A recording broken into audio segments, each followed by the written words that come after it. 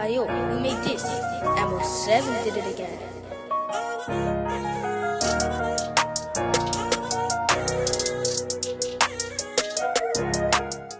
Welcome to another episode of Big Ego Media. Got another special guest today, goes by the name of Kirky. How are you today, bro? I'm good, bro. How are you? Not too bad, not too bad. Now, you got an interesting story.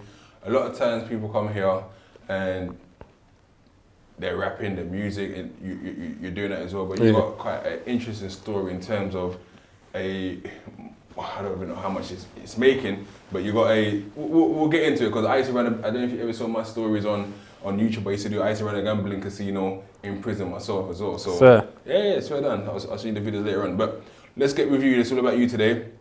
Let us know where you're from and how'd you grow up, where'd you grow up? Fucking man's from Stamford still. Yeah. North side of Hackney. You see Stamford Hill, I always find it funny, right? It's Hackney. But it's north. And it's like the last bits of kind of Hackney. Do you guys still class yourself as Hackney? Yeah, like when people talk about Stamford Hill, straight away it's Hackney, innit? Yeah. But like if you're not from Hackney and you hear Stamford Hill, it's kind of like, that's basically near Tottenham. Yeah. And then the postcode's N16, so you think, right, it's North London. You get it? But no, north side of Hackney. That's what we run with. So in regards to yourself then, growing up, how'd you grow up? Mum and dad at the house? How was it? No, just mum, 2 sisters, and then my dad lives in Midlands, innit? Yeah. Did you have contact with him? Yeah. I got a relationship with him still. But how was it in regards to yourself growing up and he's not there and he's in the Midlands, and how did that affect you, do you reckon, if it did at all? No, I don't reckon it affected me still. Not that much. Obviously, it could have been better if he was around, innit? Cause like stuff like football, someone to take me to football, you know what I'm trying to say? But no, like every holiday and that, I'll be in Midlands. Yeah. Did your mum instill the discipline? Yeah. And was it a thing that where you listened, or was it, oh, it's mum? No, sometimes I took the piss still. Yeah. Sometimes I definitely took the piss. So how was you kind of in school in terms of education? Was you one of the clever kids? A little bit, you struggled a little bit, needed extra help? How was it? You know, it's funny. Man was clever, yeah, but I didn't actually know it. Yeah. You get it? Like everything just looked difficult. So like secondary, like, man got kicked out in year 10. Okay. But year 9. But even like from year 7 to year 9, I was just living that. I wasn't actually taking nothing serious, you get it?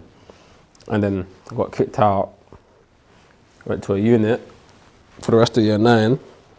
And I was like, fuck this, I gotta get out of this. Go back to school, my mum was all crying and all of that, you get it? Then boom, I started a new school, year 10. Then I was like, right, let me actually try, I'm gonna say then, yeah bro, it turned out that man was actually clever, you get it? So what was your sort of dreams and ambition? What did you want to be as a youngster? Footballer still. Yeah. Was you any good? Yeah, I was cold. I mean, to be fair, I seen you play decent still. You're decent. So did you get scouted at any point? Did you play for the county team? Did you represent Hackney at one point? No, I didn't represent Hackney. I played for a team called Newton Rangers. Yeah. So that was like near Clapton, like Millfields. Yeah. Playing there, Sunday league and that. Obviously the coach that we had bare links, innit? So every now and again people would go clubs. I was at Stoke for a period of time, went Barnet for a little bit. And after that, it was just like non-league, like Sutton United, where they're pro now, but at the time, the non-league. And then after that, I was like, football kind of getting long, like I need some money, you get it? What position did you play? Centre mid. Centre mid. What would you say is your style of play? Who are you? Like, I tell people, I'm a mixture between Zidane, Scholes and Yaya. Who are you? Oh, my team, they call me Black Pearl, innit? Yeah, say no more. Say no more. So, when would you say then is that transition of you saying, football's long and then I want money, so you start looking to the road? What age was you?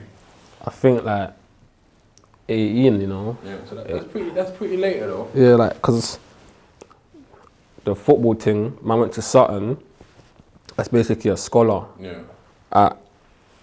From 16 to 18. Yeah. So man was on the train going all the way to Surrey.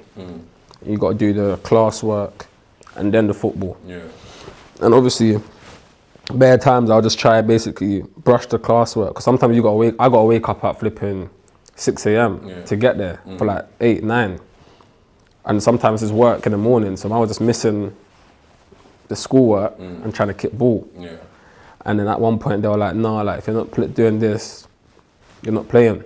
These time I had to start going in just to do work. Yeah. Then I was like, nah. These time my niggas around me were all making money, like started doing what they're doing on the streets and that. I was literally the only one that was behind. Yeah. And I was like, no. It's a money thing.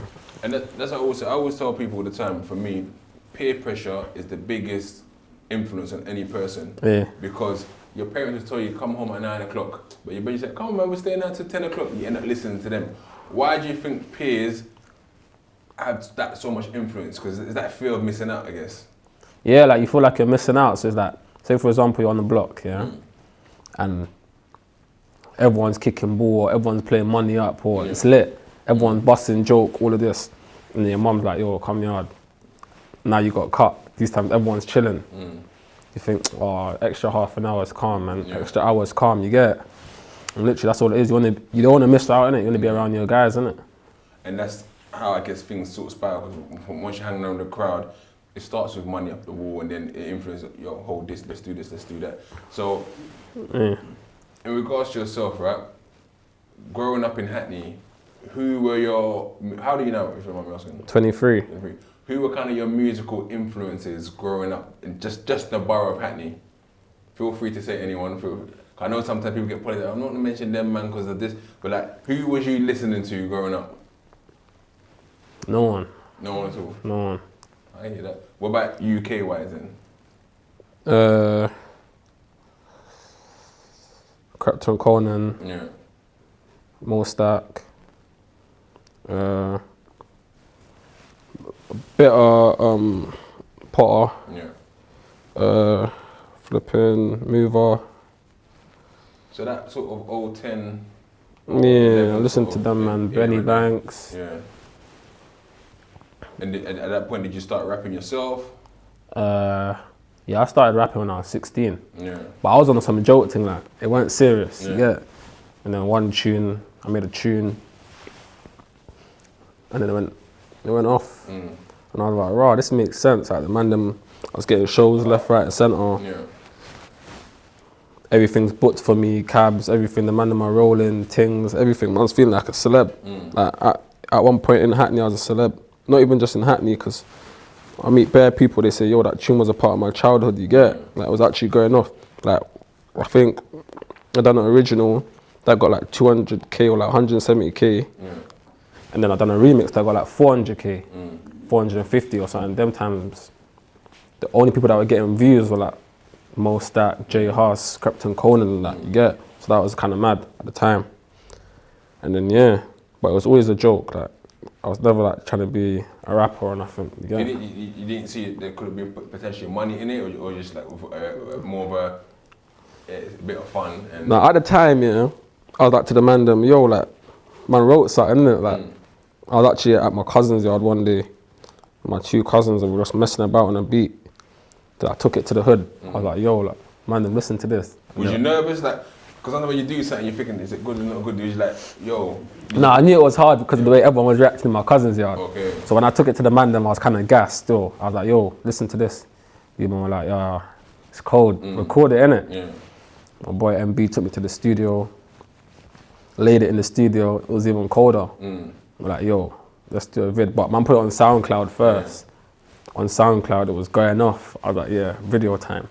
Done a video. Even the video was bare fun. Like, it was just jokes, like vibes. You get Patman, patting up for me, whatever. Released it. The man just see it on Twitter and that going off.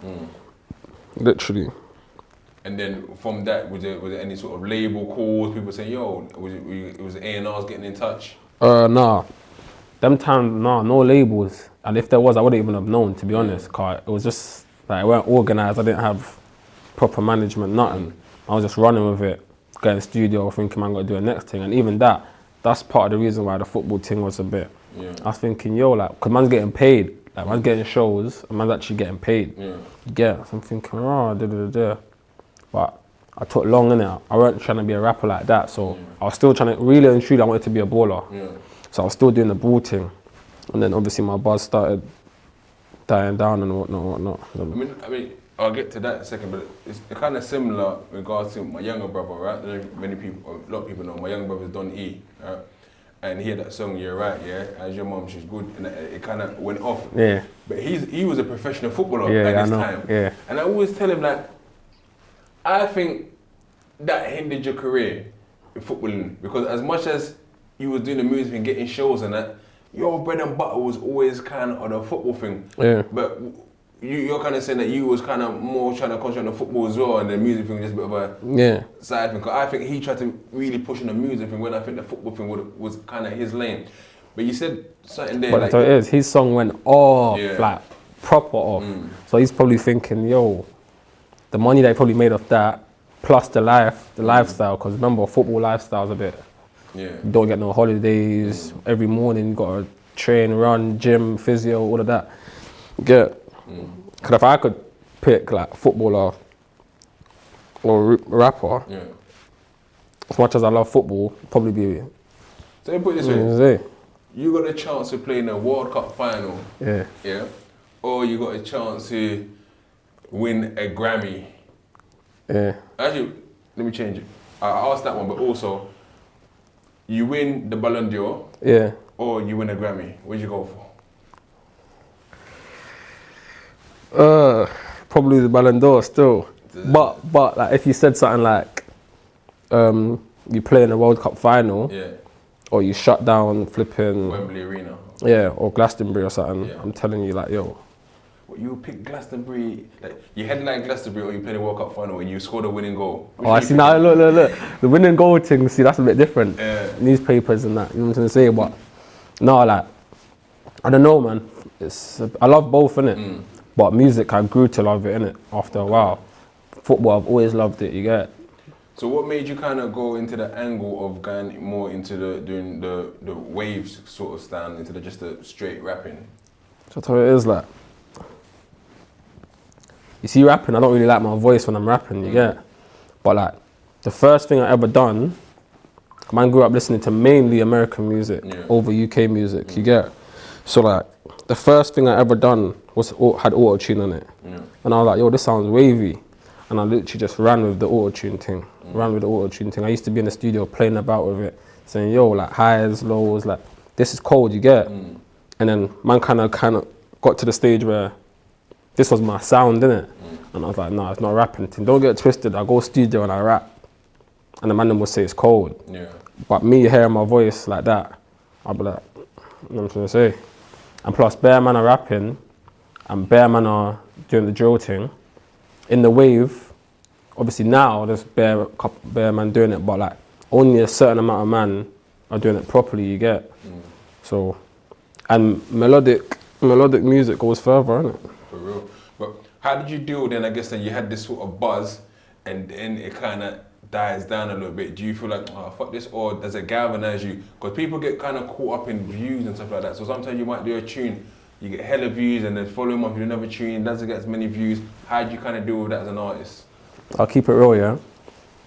When I made my first tune back from the break, so after the tune that I made that went off, I was kicking ball again. I was still trying to kick ball again. And I weren't really focusing on the music.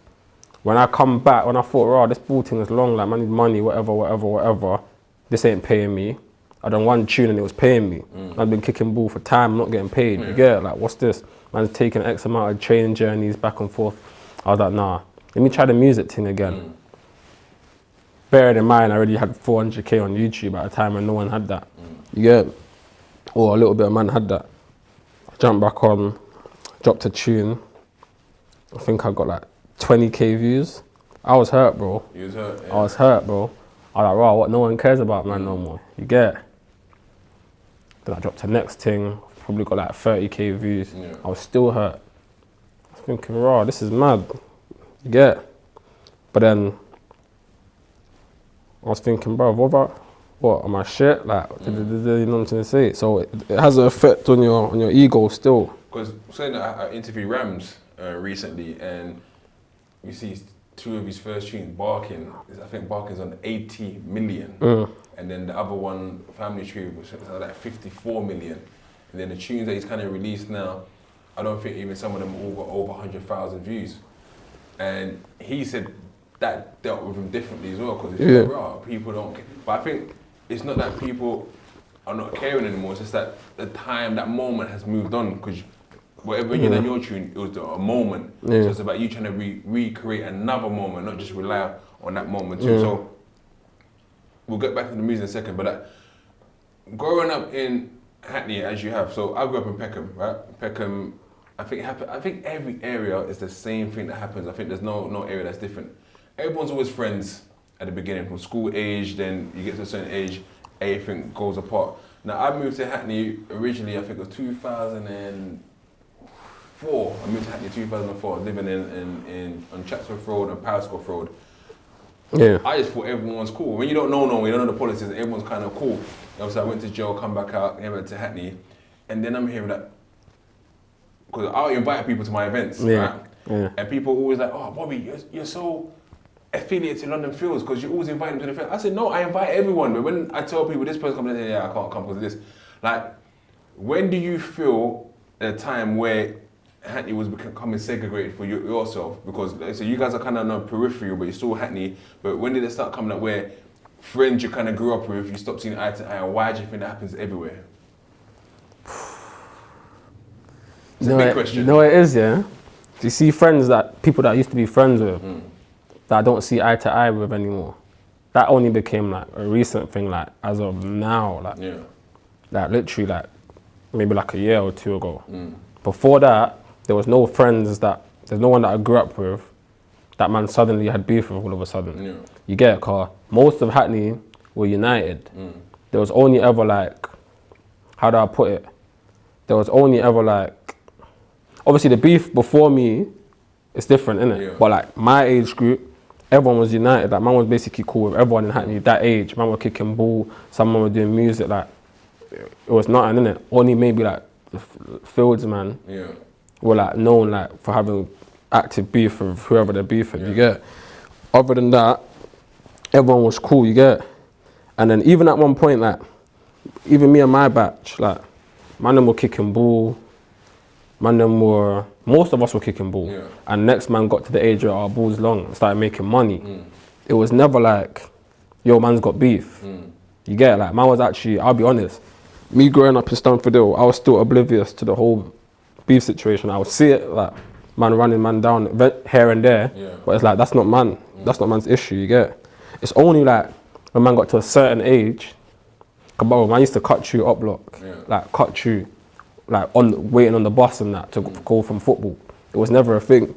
But you see, after I made that tune in man's hood, after that it's like, yo, it's like they saw her and they're like, yo. So you're basically, they're saying that you're kind of, this guy is basically from here. All of these men are basically from here. You get to the stage where now man's bucking to guys and they're basically trying to say, yo, like it's that, they're trying to say it on man, or man's brethren. And that's when man, we're like, what, we're not having that. Retaliation, you get it? So it wasn't a thing that man picked like, yo, man's a gangbanger, or man's on the roads, you get it? It literally happened all by accident. And there's a situation also where you got stabbed, or if you want to call it that, I guess? Nah, I didn't get stabbed still, but I was doing a video, and I think there was a youth that lived on the estate that was cool. He was cool with all the man them. He's even there was one video shoot that the man them were doing. He was literally practically begging to get in the video. Literally begging to get in the video. We're like, nah, bro, like, you're a good kid. Like, we know his parents, like, we know his parents and that, you get it? We're like, no, like, not getting in the video. To the point where my man wanted to be in the video so bad, he put something over his face and getting in the video, you get it? And I think man had a video, and I think Carl and Mandem weren't trying to let him get into that life. He went down the road to the other side, trying to become friends with them, but we didn't know this. You get it? So then, what do you call it? Man's doing a video now, and I see him. I'm chatting to him. He's like, "Why are you shooting a video?" I'm like, "Yeah." I think 5 minutes later, youths pull up to man's video, and they're chasing man. Obviously, a man just waved these thing and sliced me on my bum, innit? Nothing, man. Nothing. And with this it moved, I'm assuming it moved off the area? Or yeah, so basically after that, Man still didn't know. Like, I didn't clock it. Yeah. You get it? Man are just telling me, oh, your snap's hot. You get me? I'm like, oh, is my snap that hot? But I was thinking, bro, what? Then one day, one of the man them heard that my man chats to them. Okay. Took his phone and that and see it, innit? Wow. That my man was just basically trying to be accepted over there, innit? Do you guys ever feel guilty for not accepting him, or you guys are saying, no, we're doing the right thing, we're not trying to bring him into this lifestyle? No, like, obviously, the way we are, yeah, we don't really like making new friends, you get it? We don't really mix, innit? Yeah. Like, if you ask about Stamford Hill, like, we keep ourselves to ourselves. Like, Yeah. if you ask around, everyone in Hackney knows that Stamford Hill, we don't beg friends, we don't link up, we don't do all of that, you get it? So, and plus my man's a kid, we know his parents and that, so it's like, yo, why are you gonna get in a video? This video can cause you so much problems, you get it? And you're not even like that, you get it? So, nah, I don't feel bad at all. So like, in regards to sort of, I guess, Stamford Hill, the name I guess people are sort of talking about right now is, I guess, Clavish. How long have you guys known each other all your lives? Since like 8 years old. Yeah. And when you're seeing kind of what he's now, because you started music first, you started... Yeah, I started first. So when you see like what's happening, does that kind of inspire you? Say, right, actually, you know what? Let's give this another go. Let's really push, because my bedroom's doing it and he's getting the recognition. I'm going to start jumping back and... Because I know you guys had a tune last year. Yeah. When he done his thing, I was happy that... Because he's always been cold, but he just didn't want to rap. Yeah. You get it? So when he finally, I think he done a freestyle in the car, and when I'm Just Bait, it went viral. Yeah. I was like, yo, bro, you got to rap. You get it? Started rapping, his thing basically took off almost straight away. Yeah. Man was gassed, I was feeling like, yo, this makes sense, that. And man got back at it. And how do you, I know you got signed as recent as well, but how do you kind of like, as man them say, you know what? You're in the right lane now. Yeah. Let's keep off this road politics. Because I guess it's that, it's mad because in one way, the hood or the streets or the blogs, whatever it is, want that controversy of you being a certain way. Yeah. Because sometimes when you're just a good guy, people don't buy into your music. Yeah. At the same time, once you kind of get that foothold, do the man say, yo, leave ends, like it's long. You just focus on your music. How does it work even for yourself? Like, is it like, do I need to be in Stamford Hill today? Yeah. No, that's what it is. When you got more to lose, you think about it more, innit? Yeah. But like whereas so much has happened there, you can't actually ever feel like, yo, like, man, is too good for this, you get? Yeah. So like, maybe your role might change. So you might have been a guy that's always in the car to go do stuff. Yeah. Now you might just be the guy that's 1 or 2 times in the car, but more providing for other man. You know what I'm trying to say? Like, stuff like that. But no, like, with Clive, like, if he wants to do something, he's gonna do it, innit? Yeah. He's stubborn, innit? So no one can tell him Either way. regardless, innit? Yeah. But he knows the position he's in, and he's running with it, innit? And do you guys feel proud as an area, like, yeah, this is us now. I'm doing music, he's making music, and we're putting a name now for Stamford Hill. Cause before that, I wouldn't really hear of a name of musicians in Stamford Hill, really. So that's something that makes you guys as a collective a bit proud.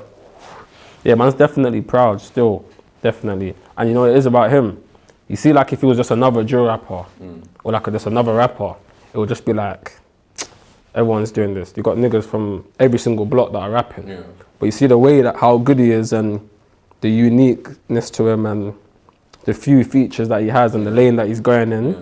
It's like, yeah, he's I think proper. He's very exclusive. Yeah. He keeps himself that very. Cause I think I tried to get him to jump on a remix for Rimsey's Expensive Pain. Yeah. And Rimsey didn't even pull it out of the end. Cause I managed to get a few people in, but he's like, I'll come back to you. It didn't happen. But I see from an angle, like, keeping yourself kind of exclusive, it allows more of the intrigue. People want to know kind of more of it as well. Yeah. So now, I'm a football man, and we'll get to what we were talking about earlier.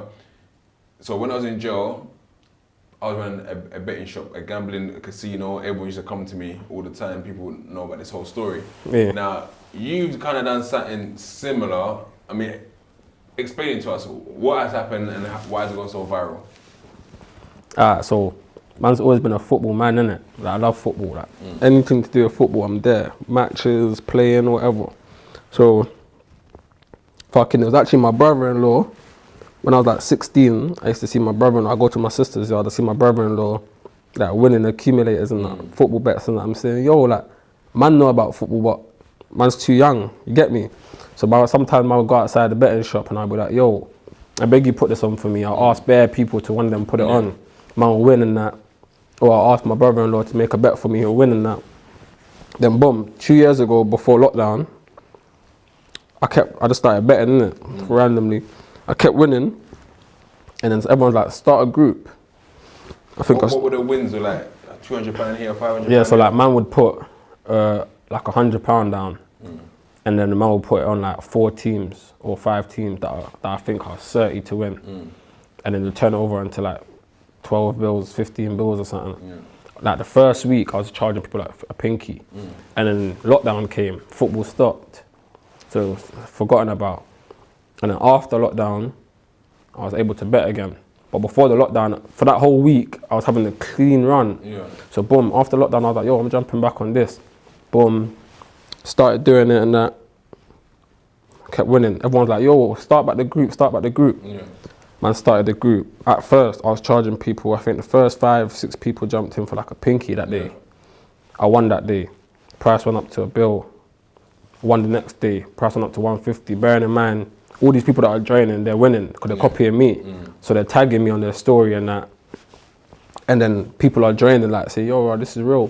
Get it, boom, boom, boom. Within the first 2 weeks, no word of a lie, the first 2 weeks, I won every single day. Okay. Every single day.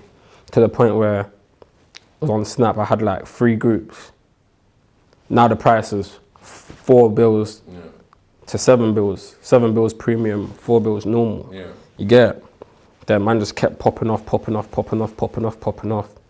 it's going everywhere. Because remember, the more people that join and they're posting it and tagging me, it's the more people that are seeing this everywhere.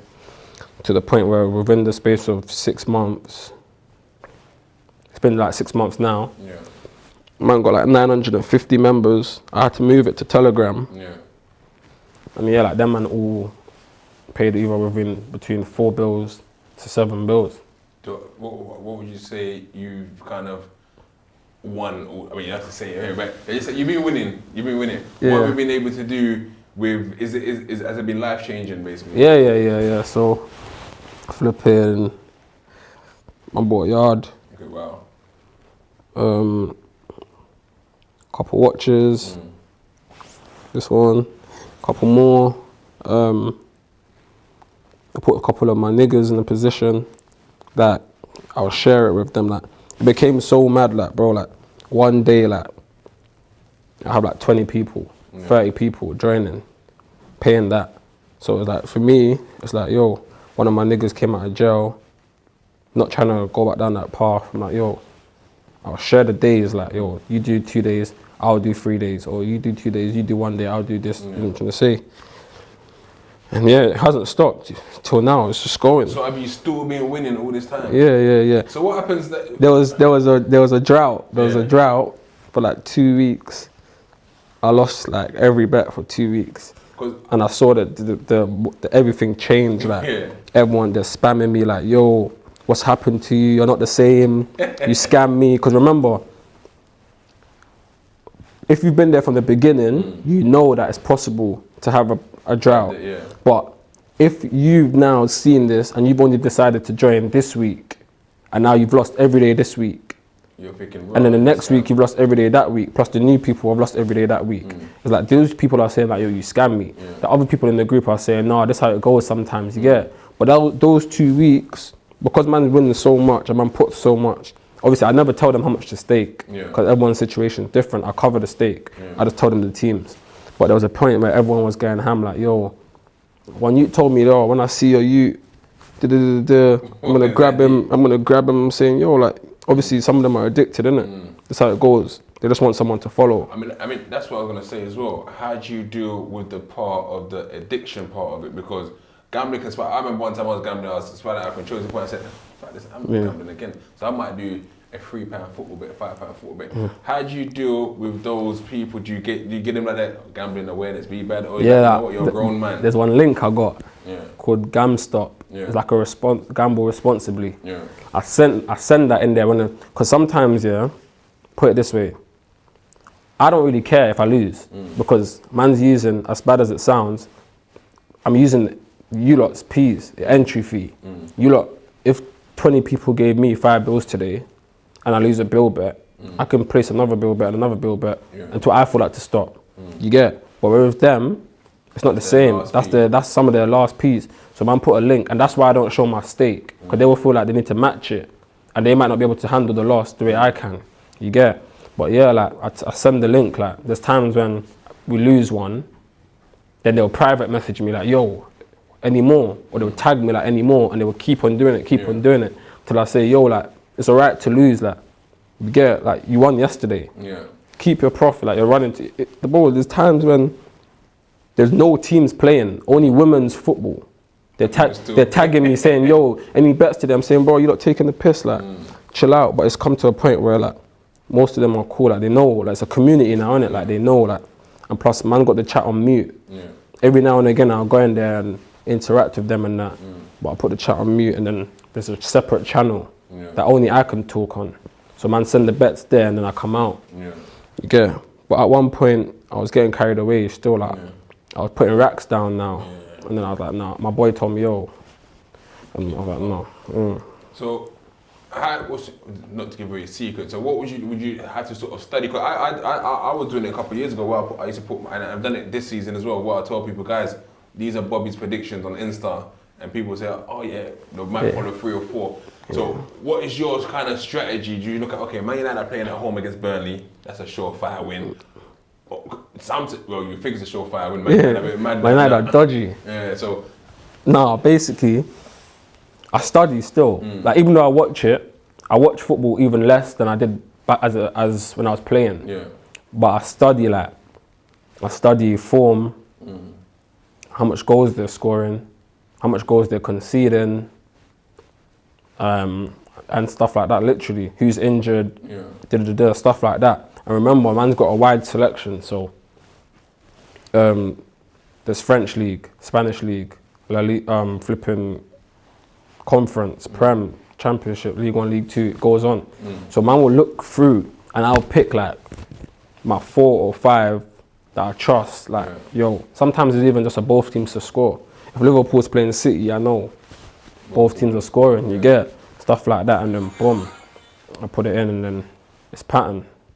So, what's the future with it then? What are you looking to do with this sort of network? Because you've got a network of people are following you, and what do you make out of it now?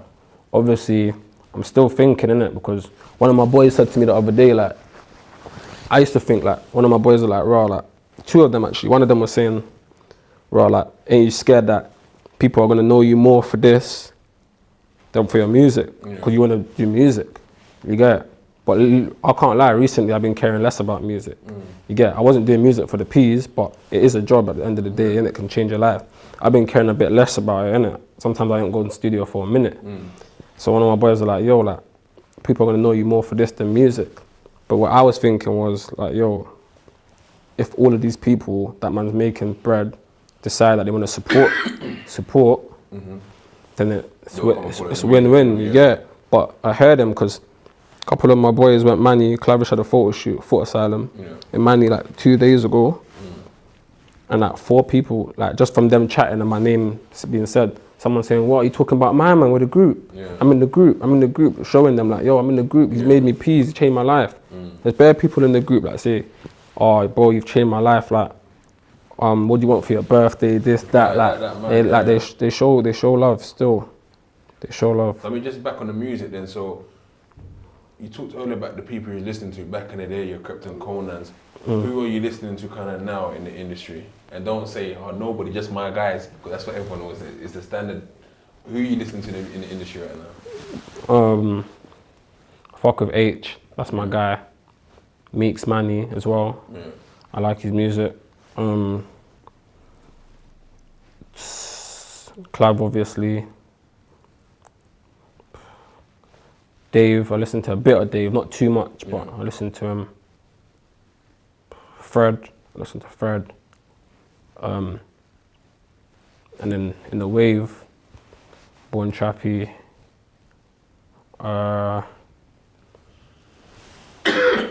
We Want Wraiths a little bit. Baby Main a little bit. Nino Uptown. Where do you see Wave's position in the UK industry? Is it to the point that where everyone before everyone was doing just strictly road rap, then you had your grime, then you went to strictly road rap, then drill came in, but slowly rap's coming back in again. You've got the likes of Clavish, Fred, as you say, I got back into that style, but more and more people do Wave at the moment. So where do you think that sits in sort of hierarchy? Where do you think it's going? I think Wave can go big places, but because remember, it's melody. Like I've had meetings with labels and they're saying, yo, like melody, like we can put you with other people in France, Europe, like DBE are doing a madness in Europe. You get melody, like man can put you on a commercial tune, like man can do so much things with melody. So I think there's a big door, there's a big path for Wave, innit? You just gotta do it properly. Like me, I don't believe I sound like anyone else, and I don't want to sound like anyone else because, as I said, man's trying to go down my own path. You get? I'm not trying to sound like this guy and this guy and this guy because then it don't really make sense. You get? I'm trying to be a unique type of way. But is there any project lined up for this year? What's the plan for 2022? I can't lie, I might give them an EP still. They've been saying to me, drop an EP, drop an EP, drop an EP, drop an EP, drop an EP. So man's just due to do that. And then when do you expect that? How many tracks? Probably like 5, 6. No, probably like 5. 5. Any name titles already, or are you still thinking about it? Nah, I'm still thinking about it. Still thinking about it. What about any collabs that we might look forward to? Yeah, I'll probably put like 2 names on there. Maybe Clav, and then maybe someone else that's not from Man's Block. But you see the thing with Clav, my fans, I think some of my fans or a lot of my fans are his fans. You get that have come to me. You get car. Sometimes it's good, sometimes it's bad. Sometimes like when I do like questions on Insta. You want your own identity. Yeah, like sometimes I do questions on Insta. They're like, yo, tell Clavish this, tell Clavish that. When is Clavish doing this? When's Clavish doing that? I'm like, yo, like that's my dog. I'm happy, but like I'm trying to say. No, because it makes sense because I thought, you know what? Because when I done the Odd Ads interview and he was telling me, he's showing me his what do you call it, the amount of money he was making through music. I said, swear down, because a lot of people been telling me, Bobby, get into management. You got the blog page, you got this, you got the channel. I've always been kind of standoffish, but then there's a guy that I kind of believed in, a young boy. He's doing Wave music as well. I thought, cool, I'm gonna take a chance on him. And at first I was like, yeah, all I need to do really is get him a big feature, get someone to jump on it. But then when you think about it, you actually belonging to that person's identity. Oh, you bust because of my man. So I came up with the strategy. You know, let's just grind. Let's work hard. Let's get you known just through your music. That's the best way, bro. That's why I don't have a lot of features, bro. I chat to a decent amount of rappers that are in a bigger position than me. Obviously, the other day I done the tune Born Trappy. You get it? But like people that are even doing more numbers than Trappy. But my problem is, man wants to be me. Like I don't want it to be like, yo, the youth that made a tune with my man, or the youth that made a tune with my man. I want it to be like, when man's getting a certain level of numbers, like Clav, like, that's my right hand. How much songs do I have with him? 1. We've got bare tunes, but 1. Because, bro, man don't want to become... it makes sense. It makes sense. Say. But it's similar to a lot of kind of people who... Because there's always this thing, right? Because people from the outside looking in who never know, like, oh, why my man busting the man then? Why are you doing tunes to the man then? People used to say that. Well, no, we're cool. Like, we know our strategy, and then we say, you know what? Do your own thing, get your name out there. It's not a thing that where you relying on me, sort of thing. But people get you say you get that. Bro, people used to say to me, bro, does my man not fuck with you? Like, why is Clavish like not making tunes with you? Like, why don't he want to make a tune with you? Like, that's meant to be your boy. Even to the stage, bro, I'll keep it real. Even to the stage, I was thinking, bro, it's true, you know, but you have to check yourself. I'm like, yo, like, this, I see bare rappers that will call these with someone fall out, and then that rapper goes off, and now it's looking like, yo, what happened there? You should have stayed with my man. But obviously, I don't know the ins and outs, but some of them I've heard, and it's like, yo, a man got a boss, and straight away a man wanted in, and a man telling you chill, like, your times, you know what I'm trying to say? Let me build up my thing, like we're always gonna be boys. I always tell people this, right? You have to bring something to the table as well. Because people are telling me, oh, get this person an interview, get that person. I remember when I first started doing interviews, I was just interviewing Bear the Road Manager that I grew up. Be like, get this person, get that person.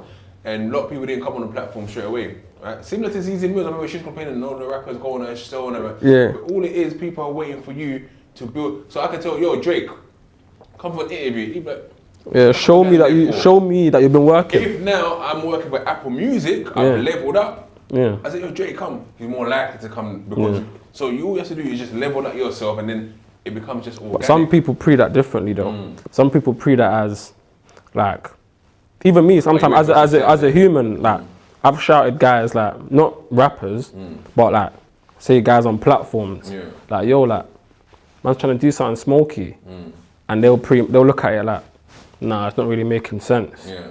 And then man put something out of Clav that's got a bit of numbers, and it's like, oh yeah, what was you saying?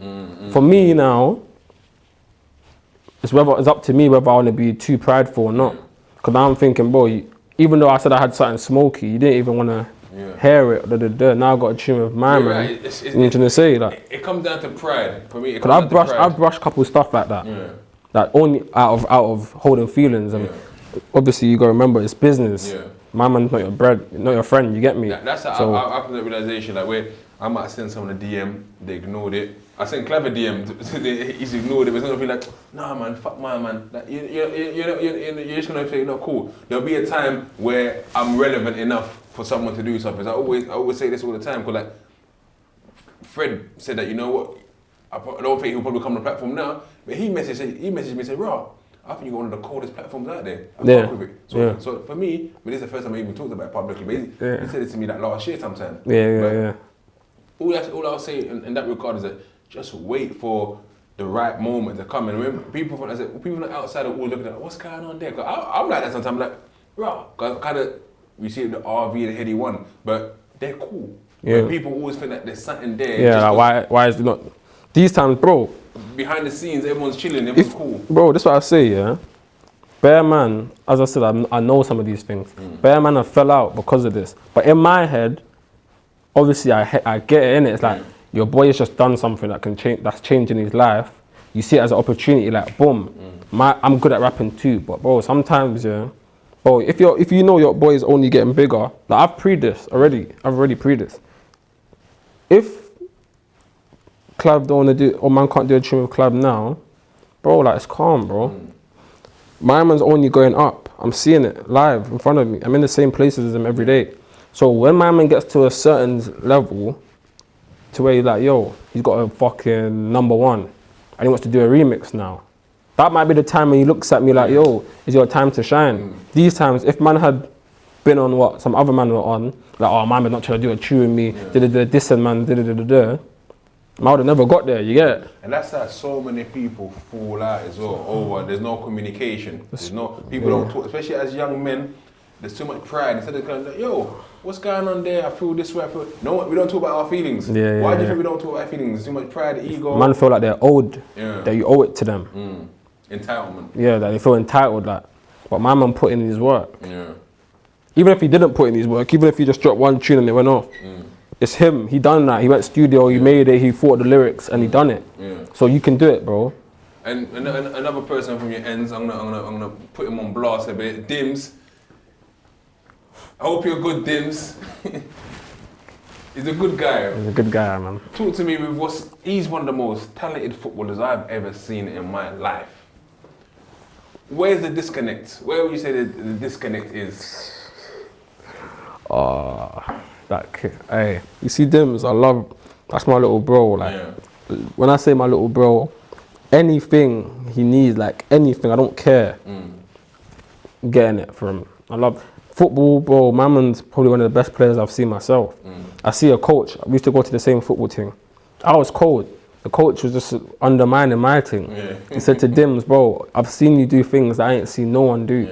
My man used to play for Man City. You get it? My man to play for Cambridge. Man was at Cambridge, begging. He turned that Cambridge and begging him to come. He turned it down. Bro, I used to beg my man to go training, all these things, missing it. But that's when he was a bit younger, innit? He felt like he was missing out on Cause remember, He still feels like he's missing that now though. It's still like I picked him up a couple of weeks ago. I'm not gonna get into the whole situation. I picked him up a couple of weeks ago. I spoke to him for a good 2 hours. I don't know what more I can do, but hopefully he listens to this and understands that the world is bigger than just what he's trying to do. tell you, right there's a now. Dims, yeah. He's so good at ball. It's like for him, yeah. Cause remember, he went in, he come out. When he come out, he went straight into Everton. Yeah. Came out, went in, came out straight into Yeovil. So his thing is like, You don't want to wait. remember, he got all these distractions around him. One man's rapping, the next man's doing this, the next man's doing that for peas. I'm doing what I'm doing, everyone's doing something. So his thing is like, yo, like, unless man's gonna go now, he's easily gonna be distracted by all of these But things. what don't you guys ever think? Nah, man, you're not hanging around today. Not on a like we're taking the piss. But nah, Dims, we love you so much. You're so cold. You're not gonna come today. Now, like, there's times that I've grabbed him. I've grabbed him like, yo, you're rolling with me. Come stay at my yard. We'll chill at my yard. We'll bake off.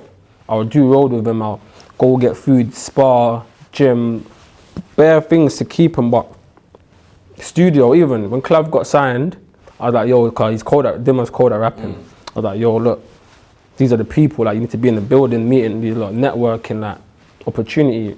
Clavish had his films, the engineer. We took him in. He met Michelle. That's my friend. She's a good friend of mine. She owns that platform there. Got them talking and that. Boom, boom. Showed her his video. He released a video on that. But he's kind of unlucky sometimes, man. He gets unlucky. He gets unlucky. I mean, but there's unlucky and there's also consistently doing things. Because I always say this, right? This is one of the biggest things why I changed. Because I went to jail, came out, went back in again, and then after that, never again. They said, if you always do what you've always done, you always get what you've always got. So unless you're gonna make a change, you're always gonna be the same. So that could be applied to anything. Forget just road stuff. It could be just in music, it could be in football, it could be in life. If you're all doing the same thing, you're not changing it, how do you expect anything else to change? You need to try and do a bit more and try to change your lifestyle. But back to you now. So you said EP likely to be this year. What would you say would you want to be kind of your lasting legacy in life? I know that's a very big question. I don't know if I've ever asked anyone that question before. Yeah. But what would you say? Because me, for example, I like to say, right, I created a semi-pro football team in the hood and left it to whoever else runs it after I leave this earth. I mean, what would you say kind of what you want as your lasting legacy? I'm gonna tell you something. Tell me if it sounds mad, yeah. Before I wanted to be a footballer.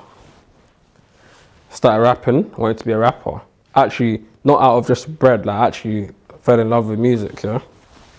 Then out of nowhere, obviously I've done, bro. This is another thing. Like, man's done what there is to do in the streets. Like, everything you could think of, I've tried it. Whether it's trapping, fraud. Like, I've done it all. You get it? But I wanted to be a baller. I wanted to be a rapper. I still want to be a rapper, but you see this group, bro. It's changed man's life so much. Like, when I say, like, bro, not on a gloating, but man's comfortable. Like, if you do the maths, what I told you, like, man's good, innit? So it's like, man's thing is now, like, I actually don't care, about creating something. Like, the only thing I would say is that right now, man's in crypto. I was in Dubai 2 days ago. I met up with someone that runs their own group, talking about collaborations. I went to view some properties and that. Man's trying to buy some properties abroad and rent them. But like, I actually don't care what I become as long as I'm rich. Literally, like, as long as I'm a multi-millionaire, which I'm on my way to, I don't care. Like, bro, like, my son can just have everything when I go. And the funny thing is, right, you've kind of done that also in a way where, let's say, it wasn't playing football. It wasn't necessarily music. You just had an idea, created it, executed it, which which is inspiring for other young people. Not to say that I'm encouraging them to go in that same route that you have, but the idea that you can create something from nowhere and establish it and make it into something worthwhile. Yeah, like, what I would say to everyone is, bro, in this new gen, there's so much ways to make money. Like, you see the internet, bro. I've seen guys become millionaires off crypto. They put money that they worked hard for into a coin and the coins flipped 10 times, 20 times, now they're a millionaire. You get that. I was in Dubai just now with bare millionaires and bare different stories, you get. They were rating my story, you get. Like, it's possible, like, you don't have to do mad illegal activity, like, it's, bro, a Snapchat group. It started off on Snapchat, moved to Telegram off my device, like, man's rolling around with my phone, doing whatever, like. So there's actually mad I'm trying to check for this Saturday. Who's playing this Saturday when they come to you? Bro, there's guys that say to me, "Rah, how did you do this?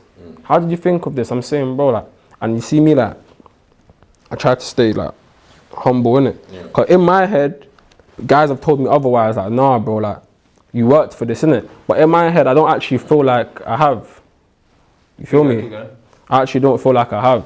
I feel like it was an idea and it took off. Like, man, don't actually feel like I've put in some mad work, like leg work, like I was waking up this time. Like, I don't feel like that. Man just feel like, bro, like, man just thought of something and I got lucky, innit? And did the man them that say, yo, show me, let me do this as well? Or Yeah, like, bro, do they need to know about football as well? Or they just like, yeah, fuck it, I'm gonna do whatever Kirky some of the guys know about ball, some of the guys don't. They just say, oh, Kirky, what did you do today? Tell me, and I'll send them, and they'll go bookies and they'll put it on. And next man will just say, oh, I'll send you the bread. You do it for me. Do it for me times 2. Like, do what you done and do it again. Like, my guy, my closest dog that I live with, he's a football guy as well. Like, me and him, like, sometimes, boom, boom, boom. You may not want to do this, right? But I'll definitely recommend you starting like a YouTube channel or something to do with the thingy, and this can actually take off even more. Because right now, you're doing it, and it's more of a private thing. Yeah. But I reckon if you made it into a big thing, it will go global. But that's what. Yeah, because I've done no promo. Like, man, know bare people like that got clout. Like, man done barely any promo. Like, if man was to do promo, like all the I'm Just Baits, all these things, it will take it to another extreme. But obviously, the website's coming. But that's what I'm saying. That can be what the angle is there as well. Because like I said, everyone has a focus. Okay, I want to do the rap on it. You taking that and you can become a personality in yourself, which pays you through that. Like, me example, I'm not the biggest person in the world, but I got like 41,000 people following me. I charge people on my page £150 only. I charge for them if it's on a post something. See, I charge more than you, so you need to up your thing. I said that yesterday because I see, what's his name? Chunks. I see they put something on Chunks, can charge 18 bags. But I thought, I'm not even greedy, but I thought, no, right. Nah, it's not greedy because you built your page, bro. Yeah, and what I've said as well, someone said that, but I see you post something the other day and you got 200 likes. I said, that's the algorithm god. Today I post something, it gets 20,000 views. Tomorrow I post something, it gets two views. Nothing to do with me. I tell people on my Snap, bro, free bills if you want me to post anything. I don't care, like, how much views I got today or not. Like, I don't do promo, so it's up to you. But you still pay it, you get it. So it's whatever, but build a platform and use it, innit? No, but that's what I'm saying. Like, you've done really well for I mean, you're only 23 now. Let's see how far this goes. Let's see where the journey goes. I want to be following the music, see where that goes as well. Any last words you got for people out there? Nah, bro, you can make it happen, innit? Literally. Bare people think like, well, like, I get guys that telling me bare stories in my group, like, oh, before I joined this group, I was low, you helped me, this, I'm saying, bro, like, or how did you do this and that? That, bro. I have an idea for you. A conference. You could do a conference where everyone in the group say, yeah, I'm holding a conference. It will be, I know one guy, he does conferences. My man makes peas of conferences. Where everyone to attend that conference will be £200, then you do like a, you know, them Apple when they go, alright, yeah. I'm doing a football game. There's one youth, there's one other youth that I know. We didn't even like each other at first. Yeah. Because he started the group after me. Yeah. But what he was doing at first, he was sly finessing it at first. He's cool now, my guy, but he was sly finessing it. Like, he'll take some of my bets, or he gave someone the entry fee to join my group, and then take my bets and come back to him, and he was posting it in his thing. So every time I was winning, I'm seeing my man's winning, the same exact teams. I'm saying, raw. You get it? But then we got cool. My man's doing his thing now. He's got his own group, man got my own group. We put together a football game, innit? Yeah. Put some peas on the line, whatever, and everyone just comes supporting it. I say nothing. I look forward to that, man. I look forward to that. Guys, that there was Kirky, man. Best up, man. Yeah, bro.